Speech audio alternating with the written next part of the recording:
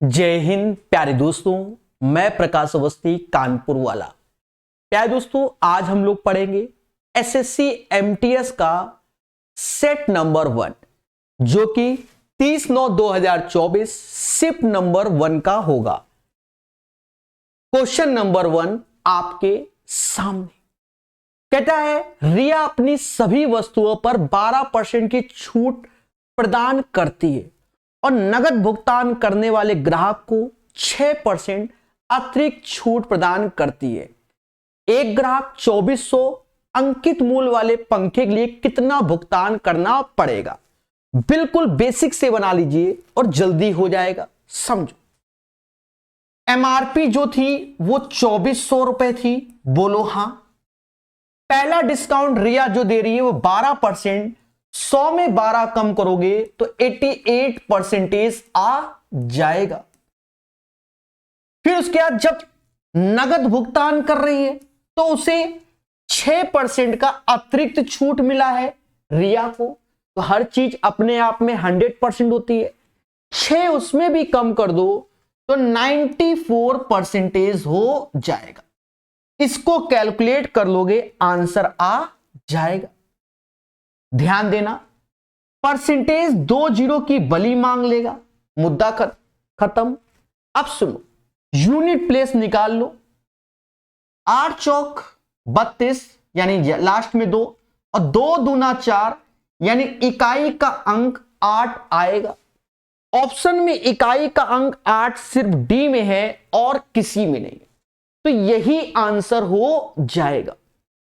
लेकिन अगर 2 ऑप्शंस होते, 3 ऑप्शंस होते तो करने का तरीका ही आप बदल दो। जी हां, अब मान लो 2 ऑप्शंस के लास्ट में 8 है, 3 के 8 में है, इस टाइप से क्वेश्चन होता तो उस केस में हम इस क्वेश्चन को अलग ढंग से भी कर सकते हैं। कैसे? एमआरपी 2400 है। बोलो हां। पहला डिस्काउंट 12%, इसका 12% निकाल के घटा दो, परसेंटेज 2 जीरो चले जाएंगे। बोलो हां। और 12 चौक 48 और 12 दूनी 24 4 28 यानी 288 रुपए इसमें कम कर दो। तो कहीं ना कहीं 10 में से 8 गया, 2 आया, ये 1 आया, ये 1 आया और ये 2112 रुपए आ गया।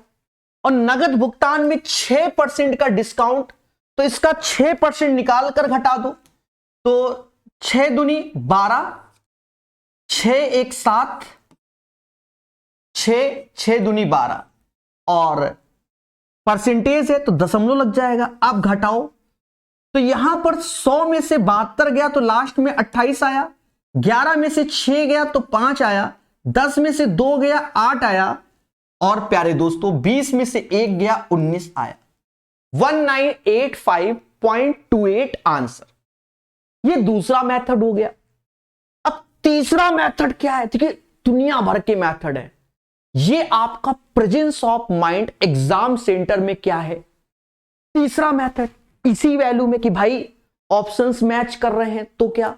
देखो, 24 कहीं ना कहीं 3 का मल्टीपल होता है, 88 11 का मल्टीपल, तो इस पे भी आप प्रकाश डाल सकते हो। यानी ऑप्शंस में जाकर 3 का मल्टीपल डिसाइड कर लो। 3 का मल्टीपल, ये नहीं हो सकता, ये नहीं हो सकता, ठीक है, ये हो सकता है, ये हो सकता है। देखो, और 8 2 10, 8 2 10, 5 15, ये भी हो सकता है। यानी ये 2 ऑप्शंस हो सकते हैं। तो फिर आया 88 जो कि 11 का मल्टीपल, इस पे प्रकाश डालो अल्टरनेट ऐसे करके, तो ये नहीं होगा 11 का मल्टीपल। देखो, ठीक है, 9, लेकिन ये देखो 8 5 13, 13 9 22, 13 9 13 9 22 हुआ और यहां 9 2 11, 22 में 11 जाएगा तो 11, ये आंसर हो जाएगा। और भी तरीके होते हैं, डिपेंड करता है सिचुएशन कैसी है। तो अच्छे से पढ़िए, हर चीज को सीखिए।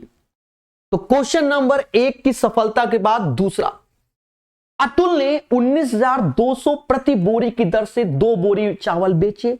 एक पर 20% लाभ हुआ, दूसरे पर 20% हानि, पूरे सौदे में लाभ या हानि। एक चीज समझो, ये तो कॉन्सेप्चुअल क्वेश्चन है, आपको मालूम होना चाहिए कि अगर दो आर्टिकल हैं जिनके सेलिंग प्राइस सेम है, इसमें भी कई वैरायटी होती है, उसमें से एक वैरायटी ये है, सेलिंग प्राइस सेम है, पहले में X% का प्रॉफिट हो रहा है और दूसरे में X% का लॉस हो रहा है, दोनों में ये भी सेम है, तो ओवरऑल माइनस का x²/100 परसेंटेज का आपको लॉस होता है। बिल्कुल याद रखना, क्वेश्चन में कह रहा है इतने पर बोरी की दर से 2 बोरी चावल बेचे गए, दर यानी प्रत्येक बोरी का, यानी दोनों आर्टिकल का सेलिंग प्राइस सेम है, पहले पे 20% लाभ, दूसरे पे 20% हानि, पूरे सौदे पे। तो मेरे दोस्त 20 का स्क्वायर 400/100 खत्म, 4% की हानि हो गई और सभी को आता होगा। लेकिन अगर इसी क्वेश्चन में दिया 20 और 10 होता तो ये फॉर्मूला नहीं ना, x+y xy/100 नहीं, फिर हम इसको रेशियो मेथड से करते। और अगर हम ऐसा फॉर्मूला बेस्ड करना होता तो फिर हमें याद होना चाहिए कि दो आर्टिकल जिनका सेलिंग प्राइस सेम है, एक्चुअल फॉर्मूला ये लगता है, ध्यान रखना, पहले में P% का प्रॉफिट, दूसरे में L% का लॉस, तो कहते हैं 100P - L माइनस का 2PL/100 + P 100 - L, तब ये वाला फॉर्मूला लगता है एक्चुअल। ये नहीं कि सर हम तो x+y xy/100 लगा दो, वो नहीं होता, वो सिंगल आर्टिकल के लिए होता है, ठीक है। बाकी रेशियो से लोग करते हैं। एक समबाहु त्रिभुज का क्षेत्रफल इतना, समबाहु त्रिभुज की भुजा की लंबाई कितनी है, तो क्षेत्रफल मालूम होना चाहिए, √3/4a² होता है समबाहु त्रिभुज का क्षेत्रफल, यही तो होता है मेरे दोस्त। और जिसकी वैल्यू ये, तो एक चीज समझो, यहां √3 है, यहां ऑप्शन में कहीं √3 नहीं, तो इसको लिखते समय ही √3 का मल्टीपल मतलब 3 से ब्रेक कर लो, तो 17×51 होता है, 16×3 = 16, मतलब 3 से भाग दिया तो ये एक बार में, ये 16, तो 48 24, अब ये 24 आया, तो 3 के पाड़े में 8 बार में 24 आता है, फिर ये, यानी ये वैल्यू हो गई। और नीचे 4 ऐसे है, इन्हीं सब चीजों को समझना है। 4 से 4 गया, इस √3 से ये √3 चला जाएगा, 1681 कहीं ना कहीं 41 का स्क्वायर होता है, तो 41 बाहर आएगा और ये भी a² के बराबर है, तो a का मान √41 हो जाएगा, तो 41 मतलब √41 आंसर आएगा। सर कैसे 1681? देखो ये सब प्रैक्टिस का चीज है कि 1681 81 का 41 का होता है कि नहीं। 100 से 41, 9 कम 25 में 9 कम हुआ 16 और 9 का स्क्वायर 81। कहीं ना कहीं आप YouTube पे सर्च करना स्क्वायर प्रकाश सर मैथ, आपको मिल जाएगा बढ़िया बढ़िया टेक्निक। अब ये नहीं कह दो सर ईमानदारी से निकालो बैठ के, ये सब नहीं, समझ गए। अच्छा वैसे भी आप दिमाग लगाओ, यहां यूनिट प्लेस में 1 है तो एक ही है, या तो 29, तो उसका तो जानते हो, इसी के यूनिट प्लेस में 1 है, तो फिर समझ गए। ए और बी की वर्तमान आयु का अनुपात 3:1 है, बहुत अच्छी बात है। तो प्रेजेंट में 3 और 1 के अनुपात में है। 5 वर्ष पहले उनकी आयु, तो 5 साल हम पहले चले गए और उनकी आयु का रेशियो 5:1 है। तो यहां देखो 4 का अंतर है, यहां 2 का अंतर है, अंतर बराबर होने चाहिए, ये बात माइंड में ही सेट कर लो, ठीक है। जैसे मैं आपसे 4 साल बड़ा हूं तो जिंदगी के बाद भी जिंदगी के साथ भी बड़ा ही रहूंगा। यहां 4 यहां 2, तो इसको 4 बनाने के लिए यहां 2 का गुणा करना पड़ेगा। बोलो हां। 6 में से 5 गया, 1 आया, यही 1 बराबर 5 के। तो कह रहा 8 वर्ष बाद ए की आयु क्या है, तो पहले ए की प्रेजेंट निकाल लो। ए प्रेजेंट में तो ये 6 है, 6 पंचे क्योंकि 5 का गुणा होगा, प्रेजेंट में ए 30 साल का है और 8 साल बाद 38 का हो जाएगा। इसका आंसर 38 आएगा, 38। उम्मीद है सभी मासूम बच्चों को क्लियर हुआ होगा। इस क्वेश्चन को सदाबहार क्वेश्चन कहते हैं। CHSL, MTS, CGL, रेलवे भर्ती, पुलिस भर्ती, सब जगह ये चोर पुलिस वाला क्वेश्चन आ ही रहा है। तो इसको 5 स्टार लगाते हैं, और उसमें भी अब 3 नहीं लगा रहा हूं, 5, क्योंकि थोड़ा सा डिफरेंट है ये वाला, इसलिए पढ़ेंगे और सीखेंगे। एक चोर एक पुलिसकर्मी को देखता है और वह 18 मीटर पर सेकंड की चाल से भागना लगता है 12 सेकंड के बाद। अब देखो, चोर ने पुलिस को देखा एक ही पॉइंट पे, पर पुलिस ने चोर को नहीं देखा, चोर ने पुलिस को देखा। तो चोर भागने लगा, कितना सेकंड भागा? 12 सेकंड के बाद पुलिस को मालूम चला, यानी 12 सेकंड की दूरी चोर अब आगे है पुलिस से, यानी चोर यहां है, देख रहे हो दया, और पुलिस यहां है। अब समझो, आप पुलिस वाले हो और मैं चोर हूं। सुनो, तो चोर को तो मालूम है कि पुलिस वाला ये है, पुलिस वाले को नहीं मालूम कि चोर यही है। असली मुद्दा तो ये है, हम दोनों लोग साथ में खड़े हैं, हमने देखा है ये तो पुलिस वाला है, हम धीरे से निकल लिए। 12 सेकंड के बाद पुलिस वाले को आभास हुआ कि प्रकाश सरी तो चोरी करके भागे, समझ गए ना। अब वो भी हमारा पीछा करेंगे। अब सुनना, जब मैं यहां से भागा तो मेरी स्पीड ही कितनी है? 18 मीटर पर सेकंड की स्पीड से मैं भागता हूं, सीधी सी बात। 12 सेकंड बाद पुलिसकर्मी एक निश्चित चाल से चोर के पीछे दौड़ना शुरू करता है, समझ गए ना। यदि पुलिसकर्मी चोर तक पहुंचने के लिए 864 मीटर की दूरी तय करता है, कौन? पुलिसकर्मी। तो पुलिसकर्मी की चाल क्या है? तो देखो, चोर की चाल नहीं मालूम, पुलिस की चाल नहीं मालूम, तो वही x मीटर पर सेकंड निकालना है। लेकिन पुलिस ने जो दूरी तय की है वो 864 तय की है। अब सुनना मेरे भाई, मुझे पकड़ने के लिए तो सुनना, सारा खेला अब तुम्हें समझ में आएगा, और नहीं समझ पाए तो तुम स्वयं जिम्मेदार हो। देखो, पहले यहां तक किसी बच्चे को कोई दिक्कत नहीं होगी। अब सुनना, डिस्टेंस की बात करें तो देखा यह जाए,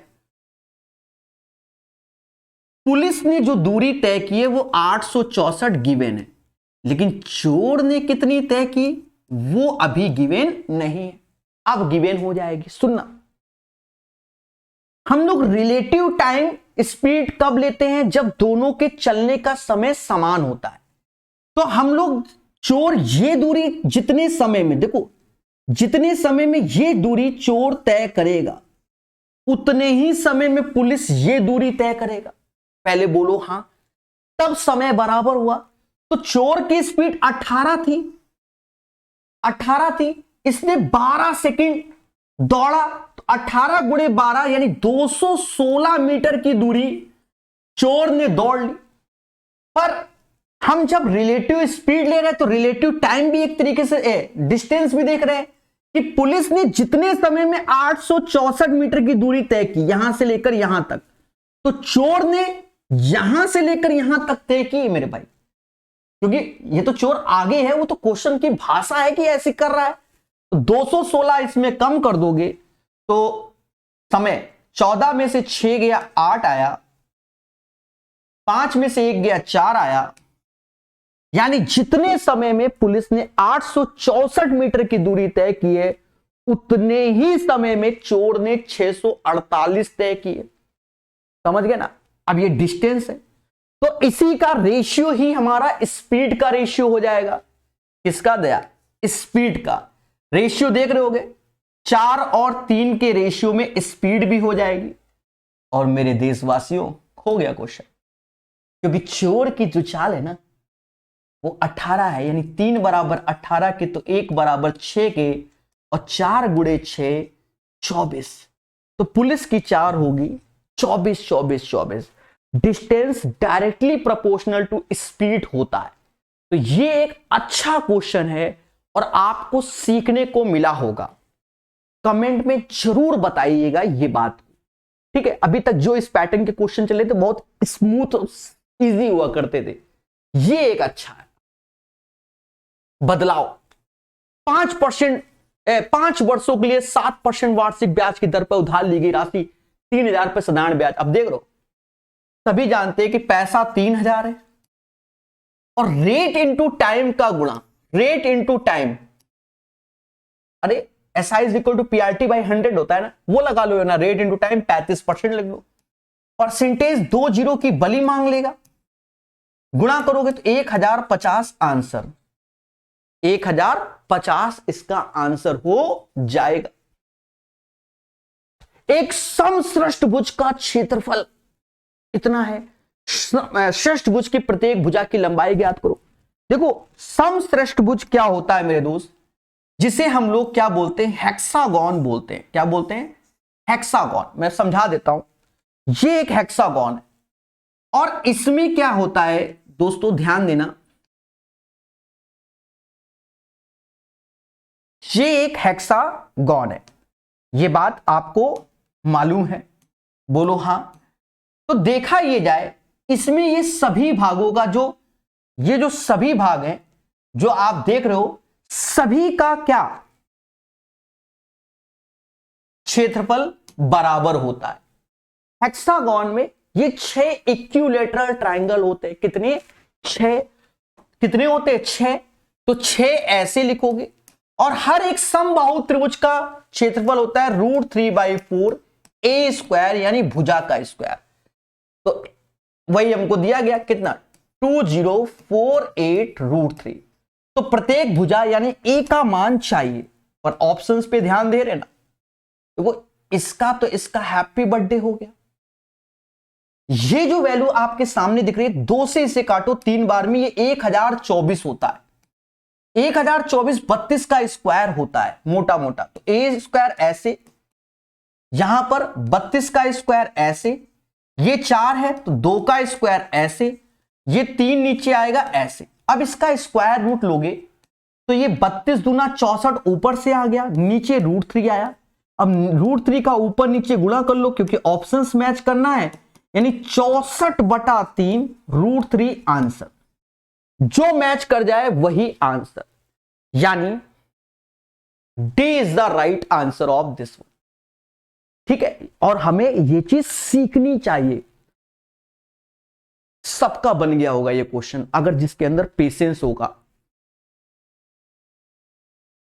एक कॉलेज में लड़कों की संख्या का 20%, लड़कियों की संख्या का 3/4। बड़ा सिंपल है, बॉयज की जो संख्या है उसका 20%, 20% का मतलब 1/5 होता है, और गर्ल्स की संख्या का 3/4 यानी 3/4।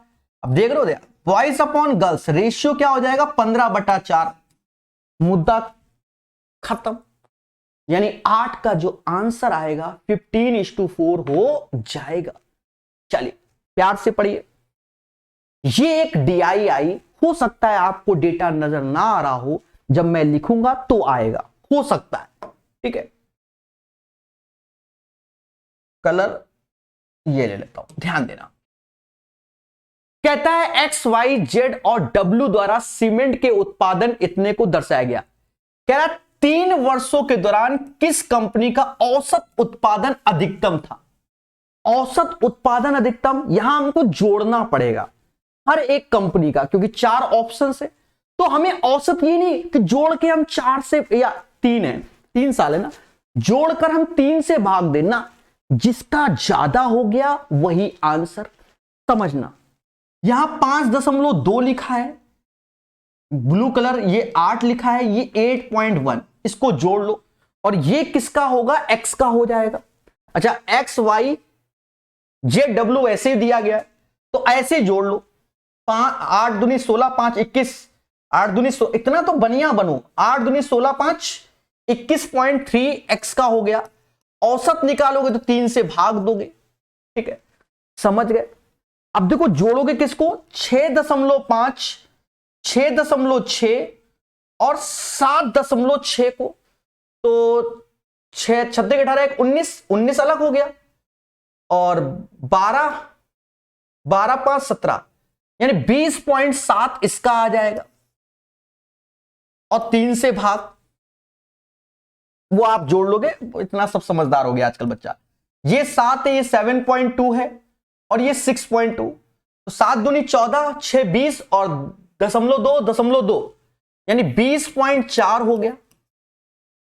और मेरे दोस्त एक और जोड़ना है, 7 6.9 6.8, 9 8 17 यानी 0.7 हासिल 1, 12 7 19 और 1 20, बाकी भूल चुक लेनी देनी।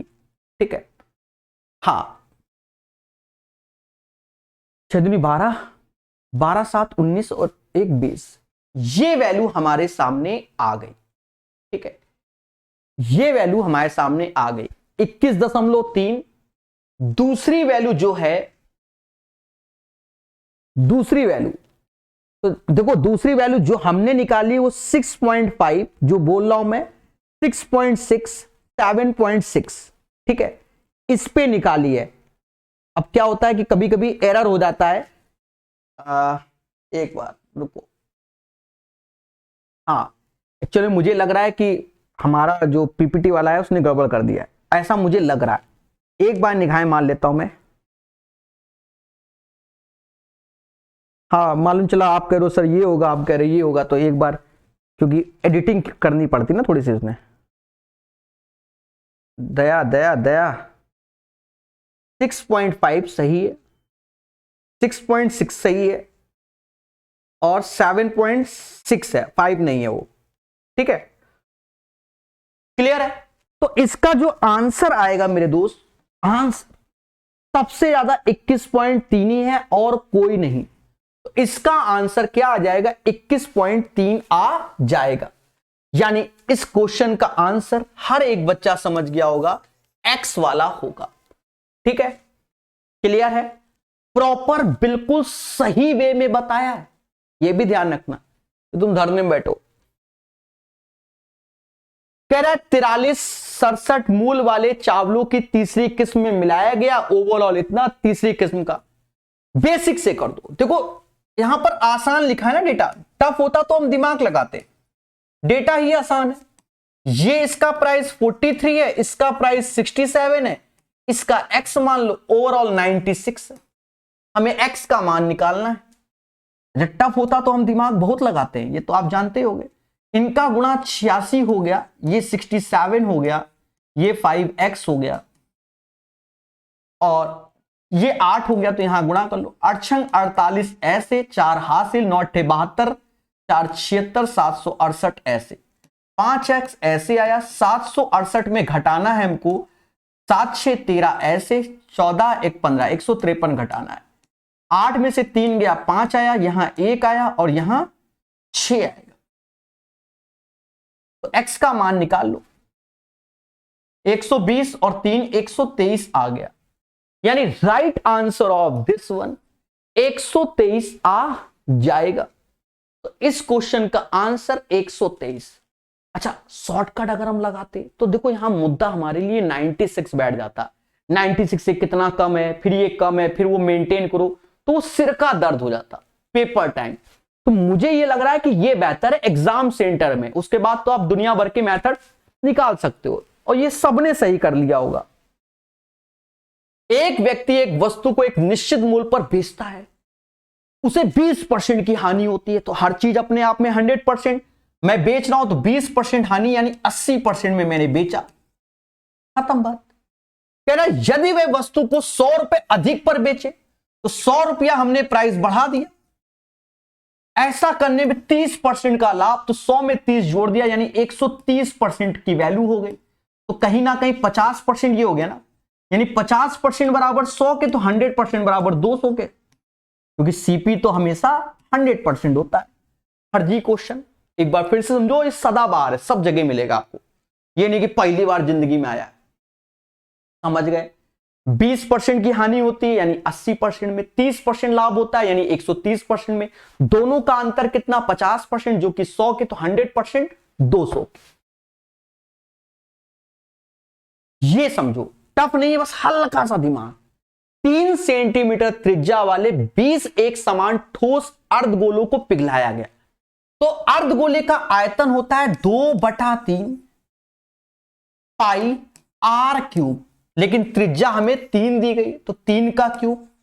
और ऐसे कितने गोले बोले गए, ऐसे हमको 20 गोले बोले गए जिन्हें पिघलाया गया, एक ठोस अर्धगोला बनाया गया। अर्धगोला जिसका आयतन 2/3 पाई आर क्यूब। यदि इस प्रक्रिया के दौरान 20% ठोस बर्बाद हो गया। अब सुनो मेरी बात को बहुत अच्छे से, इसीलिए क्वेश्चन अच्छा है और भविष्य में भी आएगा, कहीं ना कहीं चिपकेगा। खूब सारे मेरे पास छोटे छोटे लड्डू थे, अब उन लड्डू से हमको एक बड़ा सा लड्डू बनाना है, हाथ में लाए तो कुछ ना कुछ तो मटेरियल जमीन में गिरा ना, वही मटेरियल 20% बर्बाद हो गया, तो बचा कितना 80%। यानी इसको पिघलाने पर जो मटेरियल बच रहा है वो 80%, क्योंकि 20% तो वेस्टेज हो रहा है। 80% का मतलब 4/5, और ये दोनों के अब आयतन बराबर होंगे। बस कट्टा पिटी कर लो, हैप्पी बर्थडे। 5 से ये 4 बार में गया, 3 का क्यूब ये दो मतलब समझ गए ना, 16 ये हो गया, 27 ये हो गया, 16 27 16 27, ठीक है। तो ये 3 का क्यूब ऐसे रखो और 16 को 2 का क्यूब प्लस 2 मतलब इंटू 2 बराबर r का क्यूब, क्योंकि क्यूबिक है। तो इससे क्या है, इस वाली वैल्यू से, इस वाली वैल्यू से दोस्त 6 बार आ जाएगा और ये अंदर घुसा रहेगा और क्यूब रूट में ऐसा दिखेगा, यानी ये r ये आएगा। तो right answer of this one ये होगा। समझ गए? और उम्मीद है भविष्य में ये क्वेश्चन कहीं ना कहीं चिपका मिलेगा। कह रहा है 3 संख्या 6 7 3 के अनुपात में उनका एलसीएम इतना, उनका एचसीएफ बताओ। देखो अब यहां हमें निकालना पड़ेगा 6 3 7, देखो 6x 7x, क्योंकि इतना टाइम नहीं कि हम ज्यादा दिमाग लगाएं, जोड़ना नहीं, एचसीएफ निकालना है। इसका एलसीएम लोगे तो 6 7 6 42, तो इसका एलसीएम ये हो जाएगा, और जो कि 3654, हमें x का मान चाहिए। 6 से काट लो, 609 ऐसे, अब 7 से काट लो वही आ जाएगा, 8 7 56, 87 हो गया, खत्म बात। 8 7 56 फिर 49, खत्म। ऐसे ही करोगे तो तेज है, अन्यथा प्रॉब्लम है। ये क्या है? अच्छा DI, कर्मचारियों की संख्या इन श्रेणियों के प्रत्येक वर्ष कंपनी छोड़ने वाले कर्मचारियों की संख्या को दर्शाती है। आगे क्या है तो पूरा पढ़ लेते हैं। दी गई तालिका 4 वर्षों के लिए किसी कंपनी में विभिन्न श्रेणियों के कर्मचारियों में शामिल किए गए नए कर्मचारियों की संख्या इन श्रेणियों के प्रत्येक वर्ष कंपनी छोड़ने वाले कर्मचारियों की संख्या को दर्शाता है।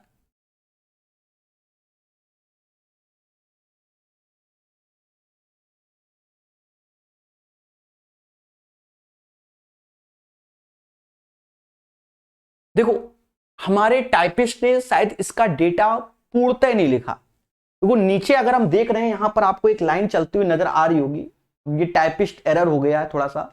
नीचे तो लिखा है वर्ष 2001-2004 के बीच की अवधि के दौरान कंपनी छोड़ने वाले, तो 2001-2004 के बीच छोड़ने वाले, आगे क्या है नहीं मालूम।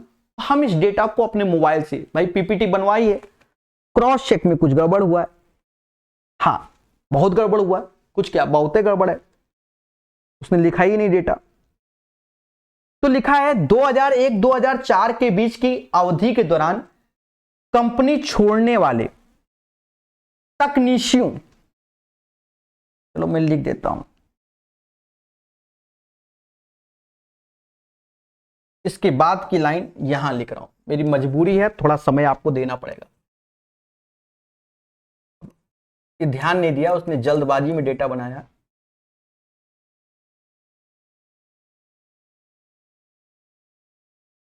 कि कुल संख्या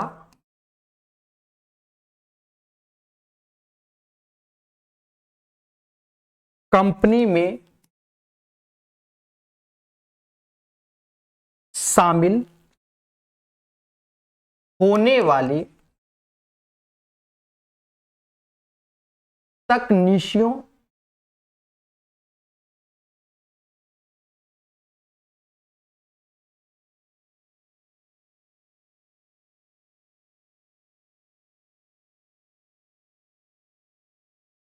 की कुल संख्या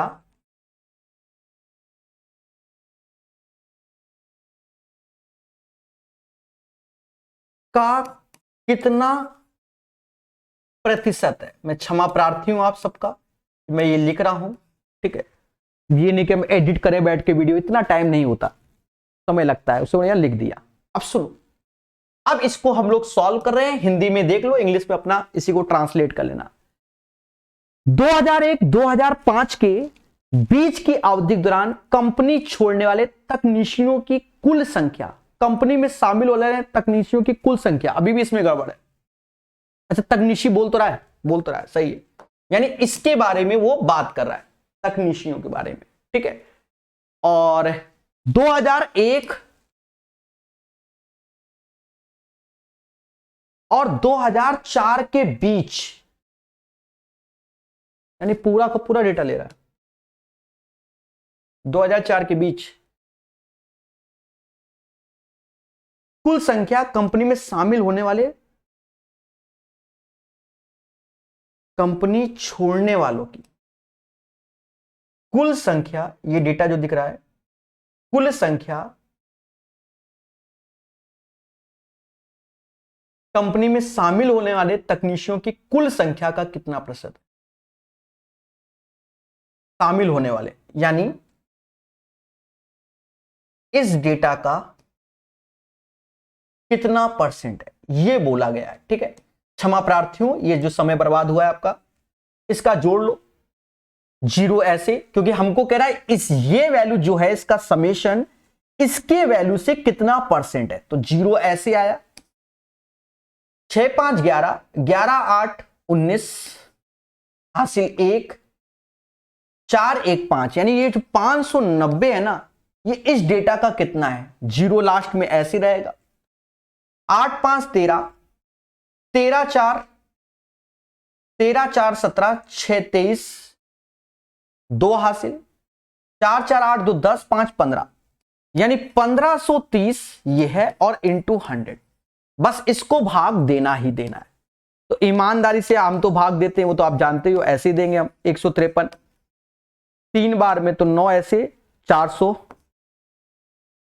3 बार से 2 ऑप्शन है, या तो ये और ये आएगा, आप कैलकुलेट कर लेना, ये आ जाएगा। क्यों, 590 है और 153 है, तो 4 बार पढ़ोगे तो नियरेस्ट में पहुंच जाएगा।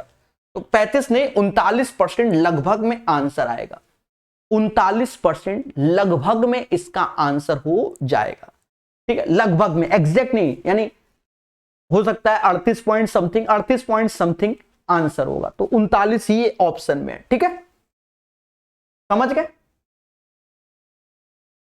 कह रहा है 148 मीटर और 152 मीटर लंबी 2 ट्रेनें समांतर पटरियों में इतने की चाल से एक दूसरे की ओर बढ़ रही हैं। जिस क्षण वे आपस में मिलेंगे उससे कितने समय बाद वे एक दूसरे को पार कर लेंगी, यानी मिलने का ही समय है वही पार। तो देखो, एक तो समांतर पटरियों में एक दूसरे की ओर बढ़ रही हैं, यानी अपोजिट डायरेक्शन में। तो हम जानते हैं जो टाइम होता है, दोनों की लेंथ को जोड़ दोगे और दोनों की स्पीड को जोड़ दोगे, बस यही करना है। लेंथ ये 300 हो जाएगी, स्पीड जोड़ोगे तो 6 2 8 108 हो जाएगी, 5/18 का गुणा कर लोगे तो मीटर पर सेकंड में तब्दील हो जाएगा। 18 से ये 6 बार में गया तो ये 30 हुआ, 300/30 यानी 10 सेकंड हुआ, 300/30 यानी 10 सेकंड इसका आंसर आएगा क्वेश्चन नंबर 15 का, ठीक है।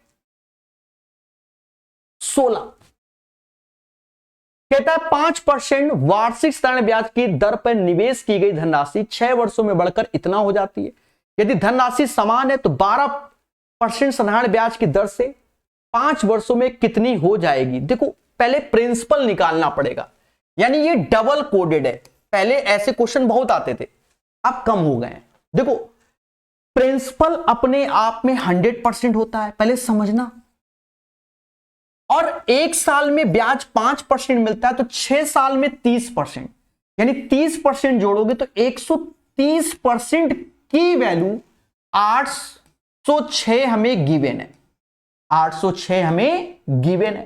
तो हम पहले प्रिंसिपल निकाल लें तो ये कटता होगा 13 छंग 78, 13 छंग 78, 1 दशमलव लगेगा और फिर 26 यानी 6.2, यानी यहां पर 6.2 का गुणा करोगे तो प्रिंसिपल आ गया 620 रुपए, 620, ठीक है। और 6.2 कह रहा है यदि धनराशि समान है, यानी यही प्रिंसिपल है, तो तो 12% साधारण ब्याज की दर से 5 वर्षों में ये कितनी हो जाएगी? यानी 1 साल का ब्याज 12%, 5 साल का ब्याज कितना? 5 साल का ब्याज कितना? 60%। यानी 160% का मान हमें निकालना है प्यारे दोस्तों। और देखा ये जाए कि यहां 6.2 का गुणा हो रहा है, तो यहां पर भी 6.2 का ही होगा। दशमलव हटाओ तो एक जीरो गया, 16 से गुणा कर लो, 16 दूनी 32 और 96 और 3, 992 इज द राइट आंसर। एक प्यारा क्वेश्चन है पेपर के पॉइंट ऑफ व्यू से, वहां आपका प्रेजेंस ऑफ माइंड इतना बेहतर नहीं लगेगा। एक बार फिर से समझते हैं।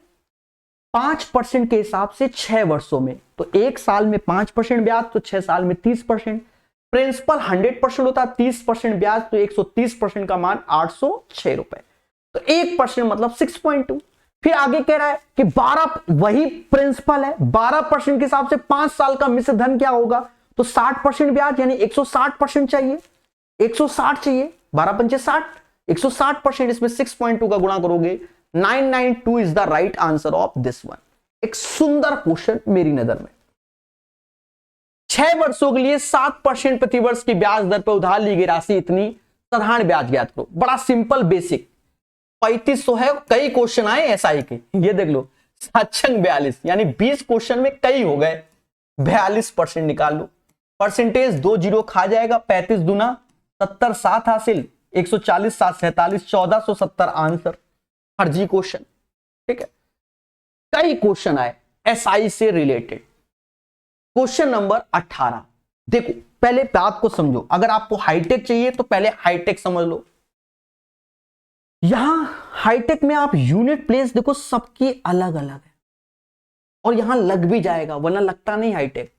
एक परिवार का वर्ष के पहले 3 महीनों के दौरान औसत व्यय इतना है, यानी पहले 3 महीने के दौरान औसत इतना है, अगले 4 महीने के दौरान औसत इतना है, आखिरी 5 महीने के दौरान औसत इतना है। यदि वर्ष के दौरान कुल बचत इतनी थी, तो परिवार की औसत मासिक आय कितनी होगी?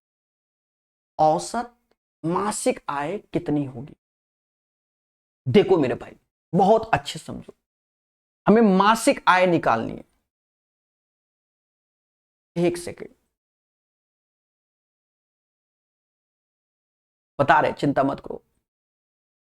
3 महीने के दौरान देखो, 3 महीने के दौरान औसत मासिक आय इतना, तो इसमें 3 का गुणा हो जाएगा, तो 3 महीने, क्योंकि ये औसत लिखा है, तो 2 जीरो ऐसे, 6 18 ऐसे, 6 18 और 8 त्रिका 24 और एक 25 आ जाएगा। फिर ये 4 महीने अगले, तो 4 का गुणा होगा, 200 ऐसे, 2 हासिल, 28 2 30, 3 हासिल, 36 और 3 39 हो जाएगा। फिर अगले 5 महीने, तो 5 का गुणा होगा, 20 पंजा 100 हासिल, 1 45 1 46, 4 हासिल, और 45 और 4 49 हो जाएगा। तो ये उसकी क्या हो गई? मासिक व्यय, यानी एक्सपेंडिचर हो गया। सुनना, ये उसका टोटल एक्सपेंडिचर 12 महीने का हो गया, और बचत है कितनी? 65,300 रुपए की। तो इनको जोड़ोगे तो टोटल उसकी इनकम आ जाएगी सालाना की। इनको जोड़ोगे किसको? 25,800, 39,000, 49,600 और 65,300 को, तो उसकी सालाना इनकम आ जाएगी पूरे साल की। लेकिन हमको कह रहा है औसत मासिक आय बताओ, तो इसी जो भी आएगा उसमें 12 का भाग देना पड़ेगा।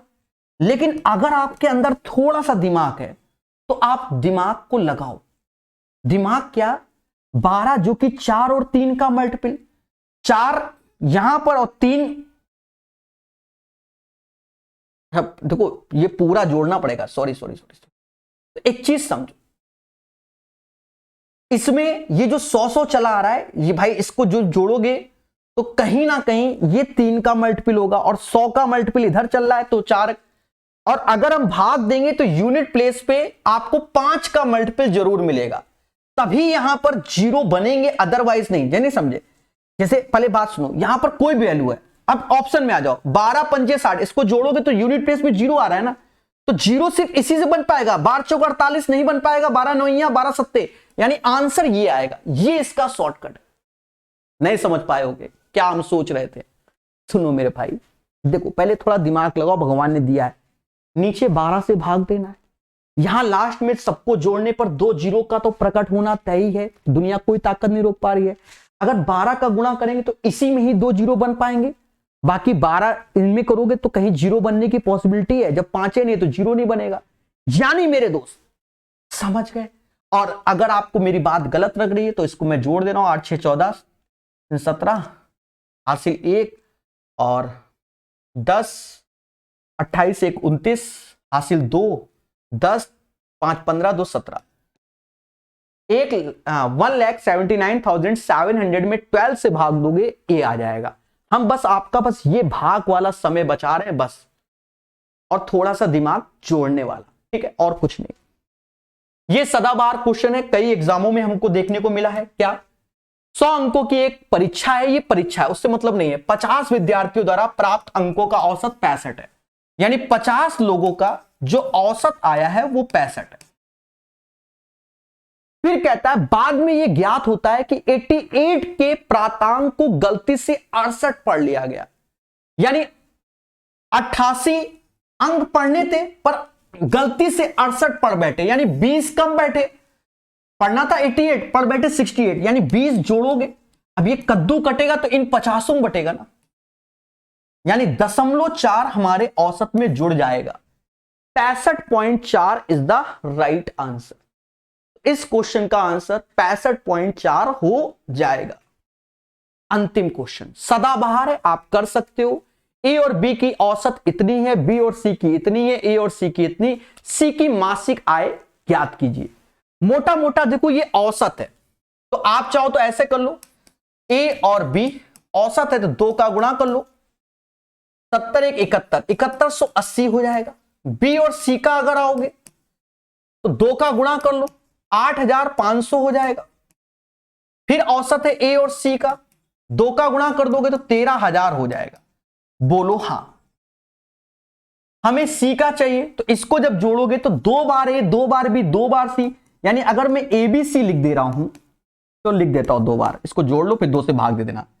80 ऐसे आएगा, 5 1 6 ऐसे आएगा, 8 7 15 16 17 18 ऐसे आएगा, एक ये है। अब 2 से भाग दे दो, खत्म बात। ए बी सी 9 3 4 0, और हमसे कह रहा है सी का मासिक आय कितना होगा, सी का मासिक आय कितना होगा। अच्छा एक चीज समझो, यहां 1 नहीं ये 2 होगा, ठीक है, इसको जोड़ोगे तो 2 आएगा, 28 का आधा 14। अरे मेरे भाई ये 13000 है, ये 8000 है, ये 7000 है, तो 15 और 15 13 28000 तो ऐसे ही होता है, ठीक है। वो 18 बाई मिस्टेक लिख गया था, हासिल वाला नहीं लिखा था। तो एबीसी का योग करोगे तो 14340 हो जाएगा। और कहीं ना कहीं सी का मासिक वेतन चाहिए, यानी एबी का वेतन 7180 है, 7180 इसमें घटा दोगे, 40 में 80 गया 60 आया, 2 में से 1 गया 1 आया 14, 7160 आंसर आ जाए। इसका आंसर 7160 हो जाएगा। बाकी इसको भी हम लोग और सॉर्ट कर सकते हैं, ये डिपेंड करता है आपकी सोच कैसी है। सोच कैसी वो भी हम बता दे रहे हैं। जब और सॉर्ट करने निकलोगे तो 3590 6500 और 4250 को जोड़ लेना, ये जो वैल्यू सीधे जोड़ने पर वो 14340 ही आ जाएगी। लेकिन हमें किसका चाहिए, सी का, ए बी की वैल्यू निकाले ना, यहां 2 का गुणा करके सीधे, तो ये सब करने की जरूरत नहीं पड़ेगी। जैसे आप एक्सपर्ट हो तो सीधे डायरेक्ट, ठीक है, और वो कर सकते हो बिना मतलब इतना सॉल्यूशन मेरे दोस्त मैं बता दे रहा हूं।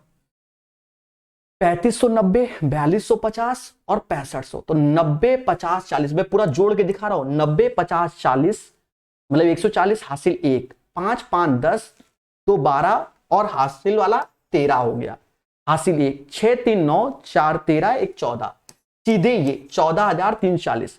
और हमें सी का चाहिए तो ए और बी का, तो इसका दुगना 35 का 70 और एक आगे आ जाएगा 7180, घटा दोगे आंसर। बस इतना सॉल्यूशन होता है अगर आप एक्सपर्ट हो, ठीक है। और नहीं एक्सपर्ट हो तो झोंकोगे हमारी तरीके सॉल्यूशन। तो ये चीज सारा खेल है अभ्यास का। उम्मीद है सेशन समझ में आया होगा। नए हो तो इस चैनल को सब्सक्राइब जरूर करना और अपने विचार कमेंट में जरूर व्यक्त करना। धन्यवाद।